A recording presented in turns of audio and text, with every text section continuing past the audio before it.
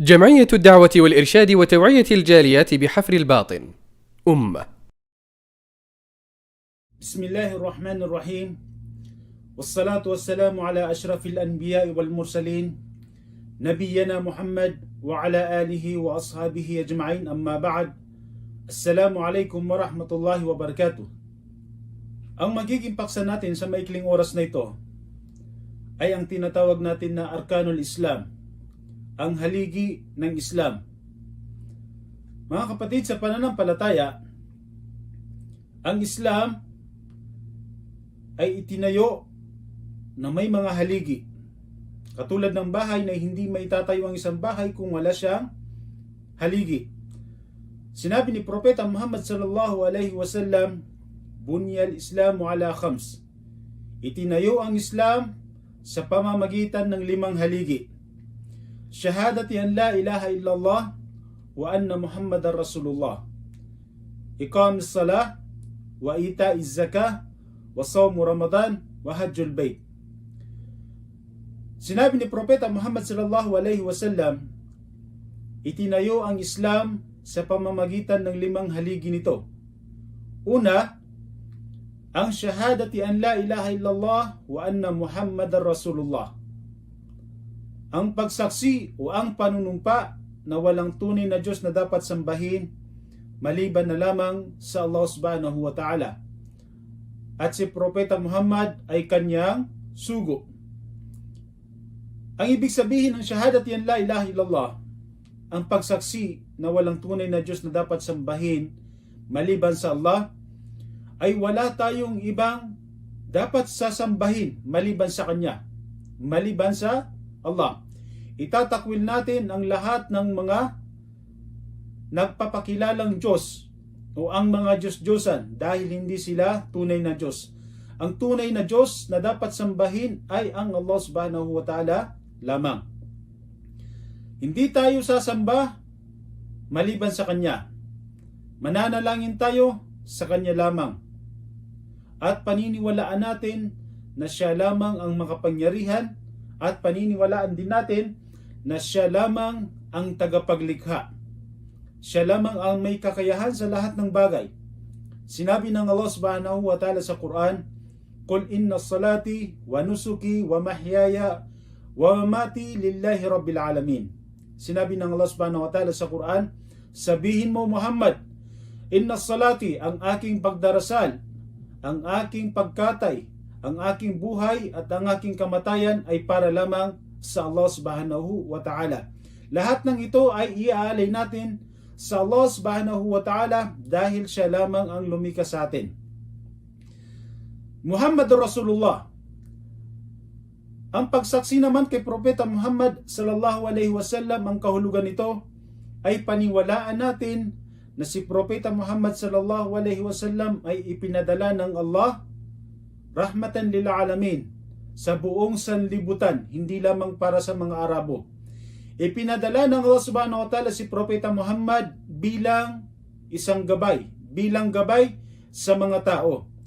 Paniwalaan natin na si Propeta Muhammad ay bashiraw wa nadhira. Ibig sabihin siya ay nagbibigay ng magagandang balita at nagbibigay babala sa mga tao.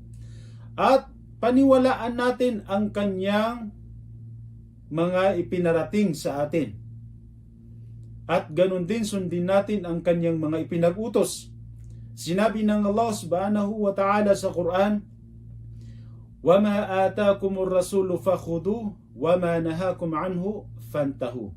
Sinabi ng Allah subhanahu wa ta'ala sa Quran, kung anuman ang ipinarating sa inyo ni Propeta Muhammad ay panghawakan nyo o kunin nyo.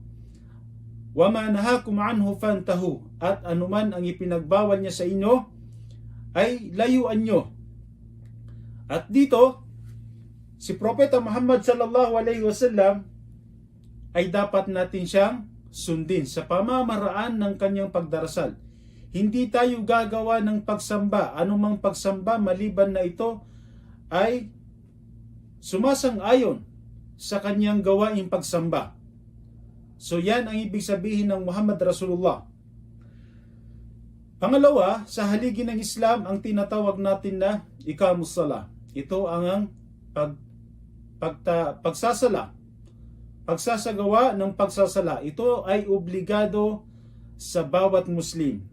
Babae o lalaki ay inobligado dito ng Allah subhanahu wa ta'ala na magsagawa ng 5 beses na pagdarasal sa isang araw.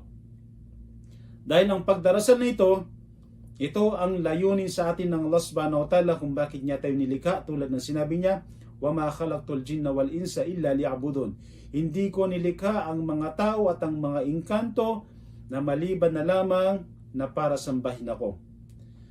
Ang pagdarasal, ito din ay ang pinakaunang bibilangin ng Allah subhanahu wa ta'ala sa mga alipin niya. Sinabi ni Propeta Muhammad sallallahu alaihi wasallam, awwalu ma yuhasibu alayhi al-'abd yawm al-qiyamah as-salah. Ang unang bibilangin mula sa alipin sa araw ng paghukom ay ang kanyang sala, ang kanyang pagdarasal. Kapag ito ay pumasa, papasa ang lahat ng kanyang mga gawain. At kapag naman ito ay bumagsak, ay babagsak ang lahat ng kanyang mga gawain. So ang pinakaunang bibilangin sa atin pagdating sa araw ng paghukom ay ang ating mga pagdarasal o ang ating sala. So hindi maaari na iwan natin ang pagsasala sa kahit anong oras. Dapat natin itong isagawa sa mga nakatakdang oras nito at kahit saan lugar. Yan ang pangalawa. Pangatlo, sa haligi ng Islam, ito ang tinatawag natin na zakah. Ang zakah, ito ang obligadong kawanggawa. Obligadong kawanggawa para sa mga Muslim naman na mga mayayaman. Inobligado ito ng Allah subhanahu wa ta'ala para sa mga taong mayayaman, para sa mga Muslim na mayayaman. Hindi obligado ito sa mga Muslim na mga mahihirap. Ang kayamanan ay dapat maglabas ka mula sa kayamanan mo ng zakah kapag naabot nito ang limit na itinakda dito ng Islam. So, magbibigay ka ng zakah kapag ikaw ay may kayamanan. Sa abot ng 2.5% ay maglalabas ka ng zakah mula sa iyong kayamanan. Pang-apat, ito ang tinatawag natin na as-sawmu Ramadan. Ito naman yung pag-aayuno sa buwan ng Ramadan. Ang pag-aayuno sa buwan ng Ramadan, ito ay ang ikasyam sa buwan ng Hijri, Arabic calendar, na kung saan nag-aayuno ang mga Muslim sa loob ng isang buwan. Sa loob ng isang buwan. Ang pag-aayuno, ito ay ang pagtigil ng pagkain at pagtigil sa pakikipagtalik sa may mga asawa. Ititigil ang pagkain bago magbukang liwayway hanggang sa paglubog ng araw. Hanggang sa paglubog ng araw.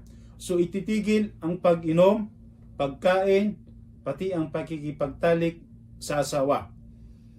Ito ay inobligado sa atin ng Allah subhanahu wa ta'ala tulad ng kanyang sinabi sa Quran. Ya ayyuhalladhina amanu kutiba alaykumus siyam kama kutiba alal ladhina min qablikum la'allakum tattaqun. Sinabi ng Allah subhanahu wa ta'ala sa Quran, o kayong mga mananampalataya, ay inobligado sa inyo ang siyam. Inobligado sa inyo ang pag-aayuno katulad ng pag-obliga sa mga nauna sa inyo. So nangangahulugan na ang pag-aayuno ay hindi lang inobliga sa atin. Maging sa mga nauna sa atin, mga naunang propeta sa atin, ay inobliga rin sa kanila ng Allah subhanahu wa ta'ala ang pag-aayuno na ito. Kaya dapat natin itong gawin. Panglima, ito ang tinatawag natin na Al-Hajj. Ang Hajj, ito naman yung paglalakbay sa Makkah. Sa may mga kayang maglakbay sa Makkah. Inobliga ng Allah subhanahu wa ta'ala sa mga taong may kakayahan maglakbay sa Makkah. Kaya nila sa pamamagitan ng kanilang kayamanan o di kaya nila sa pamamagitan ng kanilang lakas. So inobliga ito ng Allah subhanahu wa ta'ala sa may kakayahan. At dito, ang paglalakbay sa Makkah pupunta tayo sa tinatawag na lugar na Makkah, kung saan andoon ang Kaaba. Ito ang pinakaunang bahay sambahan na itinayo dito sa lupa. Tulad ng sinabi ng Allah subhanahu wa ta'ala, inna awwala baytin udiya linnas lalladhi bi Bakkah mubaraka hudan lil alamin. Sinabi ng Allah subhanahu wa ta'ala, katotohanan o katiyakan, ang pinakaunang itinayo na bahay sambahan dito sa lupa para sa mga tao ay ang Makkah, o tinatawag natin sa panahon ngayon na Kaaba. Yan ang pinakaunang bahay sambahan dito sa lupa, mga kapatid. At dito sa pagsasagawa ng Hajj, tulad ng sinabi natin, ito ay inubligan ng Allah subhanahu wa ta'ala at ipinag-utos ng Allah subhanahu wa ta'ala sa sino mang may kakayahan magsagawa nito. Sinabi ng Allah subhanahu wa ta'ala sa Quran, walillahi 'alan nasi hijjul bait man istata'a ilayhi sabila. Inobligan ng Allah subhanahu wa ta'ala sa mga tao o sa mga Muslim na maglakbay sila sa Makkah. Maglakbay sila sa Makkah upang magsagawa ng Hajj sa sino mang may kakayahan ito. So, obligado ito sa mga taong may kakayahan ang Hajj. So, ito ang tinatawag natin na haligi ng Islam.